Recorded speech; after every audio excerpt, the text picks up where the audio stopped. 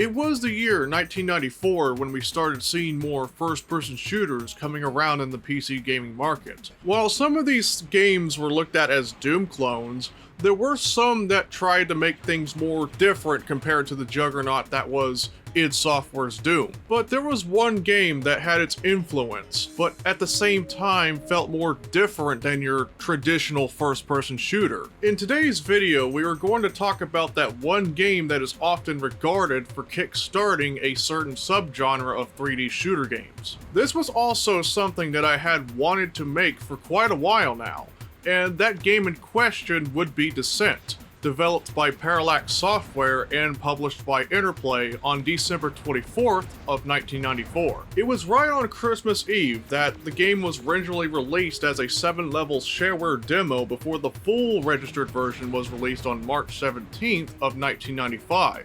And at that time, you could buy the game either on a set of floppies or on a CD-ROM. This was back when the multimedia craze was happening around that time. It was also around that time when computers had not been shipped with CD-ROM drives out of the box, so it kinda makes sense. Technically, Descent was considered to be one of the earlier true 3D titles to come out. And I mean, it was about a year or two before id Software would release the shareware demo for Quake on June 22nd, 1996. However, what makes Descent different from Quake is pretty obvious. Instead of portraying as a lone human being, just like many shooters were doing at the time, Descent takes a more interesting approach by mixing together the influences of Doom and combat flight simulators. Now, for a game that came out towards the end of 1994, where more popular 3D shooters like Doom focused heavily on horizontal movement and combat, it was pretty impressive at the time,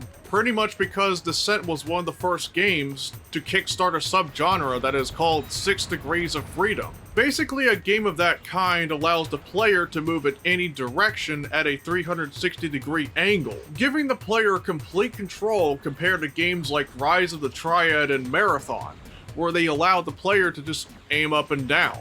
Alright, so I mentioned earlier that Descent is like a hybrid between Doom and combat flight simulators. That would be because Descent's origins go way back to 1986, when two programmers, Mike Kulas and Matt Toshlog, who worked at Sublogic, worked on various simulation titles. Now, the two would meet again at Looking Glass Studios to develop a game called Car and Driver. But that was around that time when the two programmers pretty much thought of an idea of an indoor flight simulator using shaded polygons. But later on, they went with textured polygons following the development of Ultima Underworld.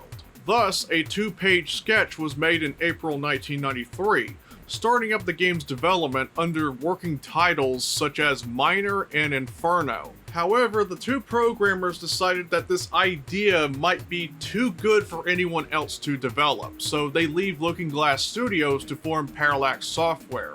Descent would be the debut title for Parallax Software, and a rather expensive one at that, costing around $450,000 and almost 2 years worth of development. And a good chunk of the funding and experience came from none other than Apogee Software. During that time, Apogee and Parallax had a publishing deal that lasted over 7 months. Unfortunately for Apogee Software, they had too much on their plate, so they seized their deal with Parallax midway through development. It was after that that Parallax Software developed a prototype to ship out to like 50 game companies, and this led to Interplay being the publisher for Descent instead. Honestly, looking back at it, it's kinda crazy, considering that Descent almost became part of Apogee Software's library of games. And this was back when we had 3 popular game companies that helped the rise of shareware gaming. Even Scott Miller himself had expressed regret for dropping them to Interplay.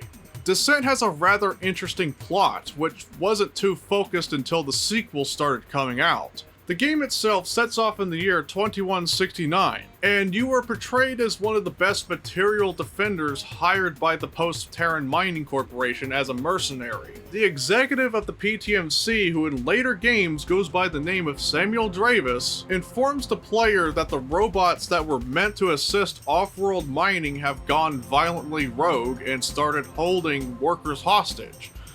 thanks to a mysterious computer virus. And to make matters worse, the hostile robots started to reproduce more deadlier variants that even the PTMC aren't really aware about. The Material Defender is then tasked to enter these mines across various planets, from the moon to Charon, which is basically the largest moon of Pluto. And this is where we get to the gameplay of Descent.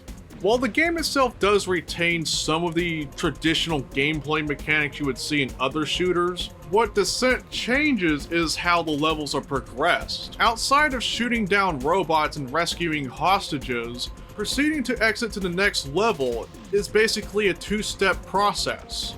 While there is an exit door in the level, it cannot be unlocked until you blow up the reactor that each level has. And blowing up the reactor initiates a self-destruct sequence. With that being said, you have to make it there, as either failing to make it on time or getting killed during the self-destruct sequence leads to pretty much entering the next level without your belongings. Which does bring me to this topic.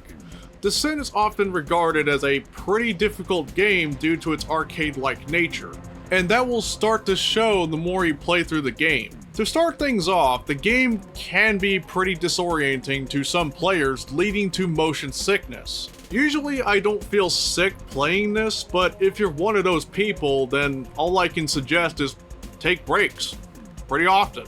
With that aside, what actually makes the game really difficult stems from various factors. The most notorious one being the certain robots you end up facing later on. In the beginning, you face off robots that pretty much shoot lasers in the first couple levels before you are introduced to the medium Hulk. They start to appear in level 3 and they are capable of throwing concussion missiles at you. Now it is levels 5 and 6 that you will start to have a hard time. The first notorious enemies you will face in the game is the Super Hulk. They are spongy and capable of throwing homing missiles at you. Probably more difficult to outmaneuver than a Revenant missile, and about as on par with trying to dodge homing projectiles from the Vor and Quake. Now, not only dealing with the Red Hulks were bad enough, there comes the Class 1 Drillers that you will start facing in level 6. While yes, they are easy to kill unlike the Red Hulks, they are very aggressive with their Vulcan cannon. And they can eat away on your shield points the very moment that you're in their sight. Also, it's worth noting that they are the only hit scanning enemies in the game overall. These two enemies have contributed to the game's unfair difficulty, which pretty much means you're going to be likely to die a lot when starting out. However, it is worth mentioning that the game itself has a live system, and that may sound redundant for a game from 1994, since at the time, games have already started to implement save systems.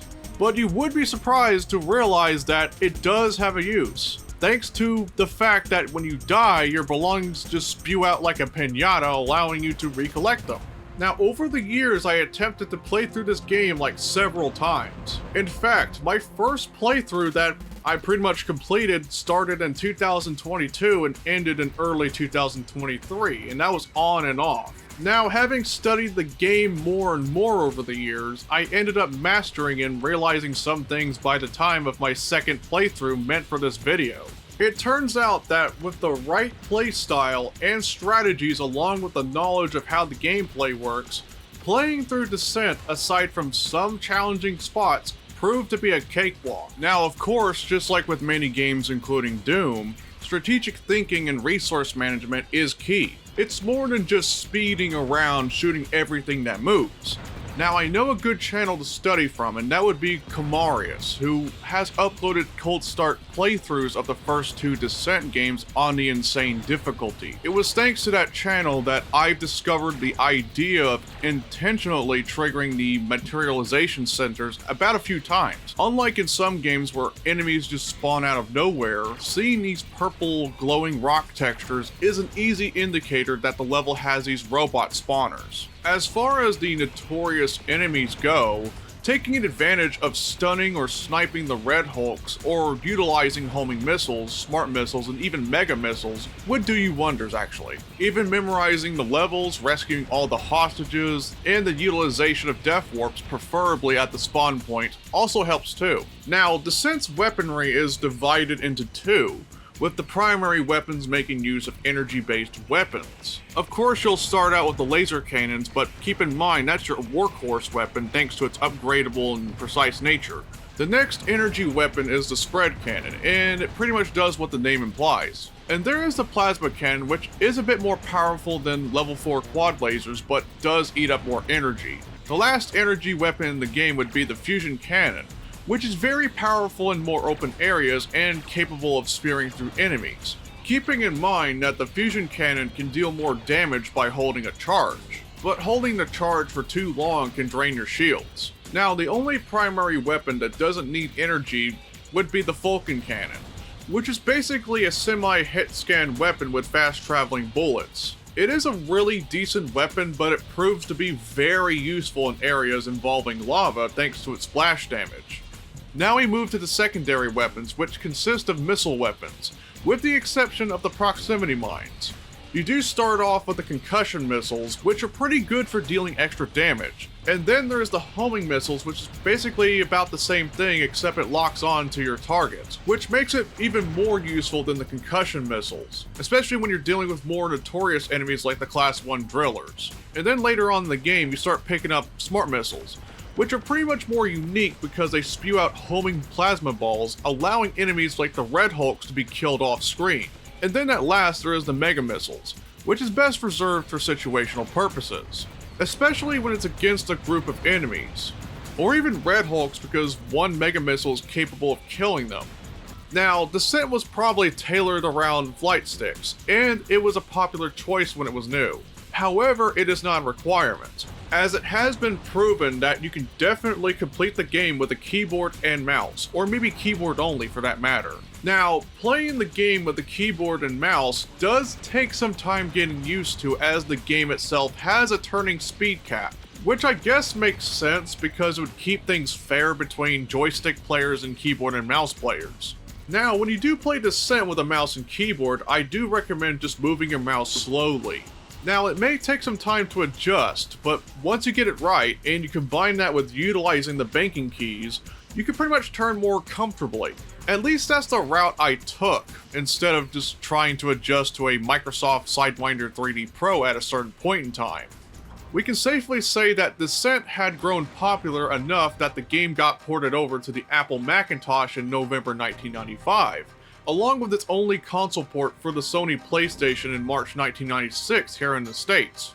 Now, what's interesting about the Macintosh port is the fact that it's probably the closest thing that people got to the initially planned CD enhanced version of the game, which was set to contain Super VGA graphics, FMV pre-rendered cutscenes, and a Red Book CD soundtrack. However, this version of Descent would later evolve into a standalone sequel, which was later released in March of 1996. Now that I brought up the soundtrack, I will have to say that the soundtrack itself is worth a listen, especially with MIDI synthesizers like the Roland SC55, and even some from Yamaha as well. However, if MIDI soundtracks aren't your thing, there is always the Red Book soundtrack, if you happen to be a Mac user at the time. Oh, and one more thing about Super VGA graphics.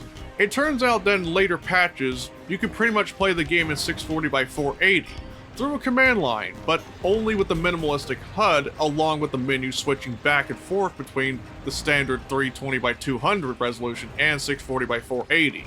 In the meantime, the game would also grow in terms of custom content, thanks to level editors such as Devil and Descent Mission Builder. Parallax and Interplay would also release what would be the Maximum Doom equivalent called Levels of the World, as part of a contest being held at the time. Nowadays, there were some people that were using a more improved version of Descent Mission Builder called Descent Level Editor, but however, there is a more modern and convenient level editing tool being developed in the form of Inferno. I will leave a link in the description for those interested.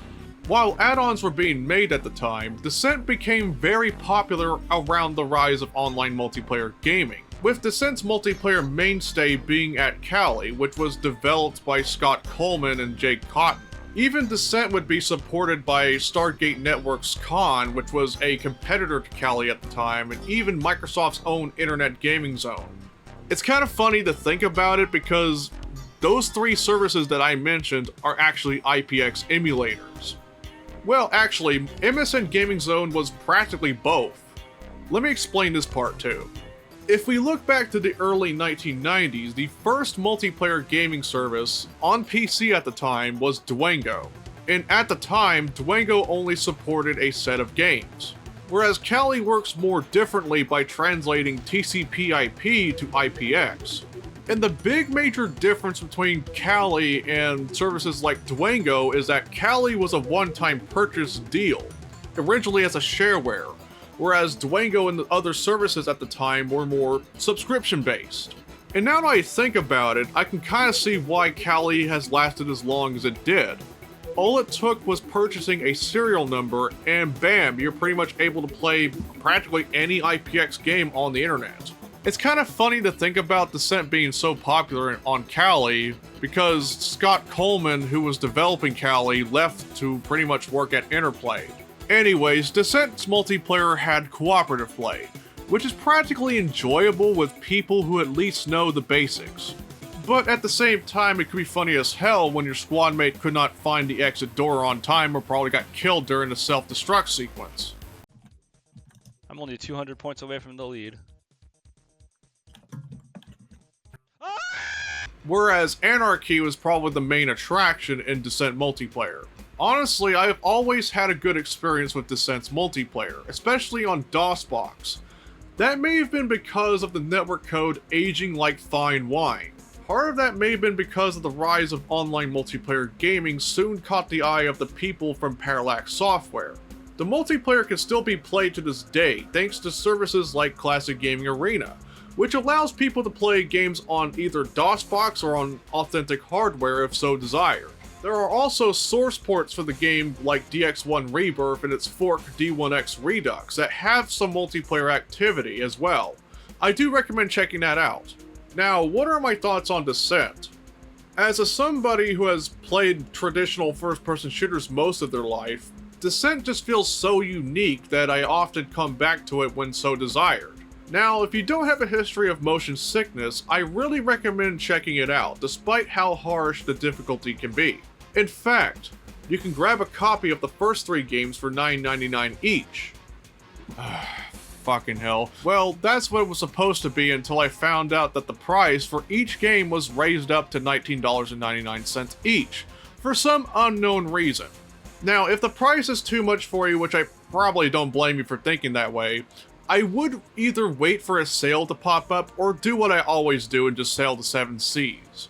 Now, one more thing to keep in mind is that Descent is a speed-sensitive game, as running the game on faster hardware, maybe around like 97 or 98 onward, can cause the game to run too fast. Which also comes along other side effects like very slow mouse movement and the homing missile tracking becoming almost near impossible to maneuver. The latter side effect, from what I've heard, had been debated by the community for years, I presume. The speed issues can be remedied, however, by using various methods like using higher resolutions and even slow down utilities. You could also just stick to hardware that was available at the time of the game's release. In that case, the sweet spot for me personally would be a high-end 486 or even a low-end Pentium machine. Now, on modern hardware, you don't have to worry too much about that, as there is always DOSBox for the authentic experience, or even Chocolate Descent, which is being maintained, while there's also source ports like D1X Rebirth and D1X Redux, which I do prefer from time to time, and can be worth checking out as well. I guess that's about it for this video. What are your thoughts on Descent? I would like to hear about it in the comment section down below. I would also like to give out this video's Patreon vocal shout out to Kuji. Thanks for your support. Anyway, thank you all for watching, and as always, peace out. See ya.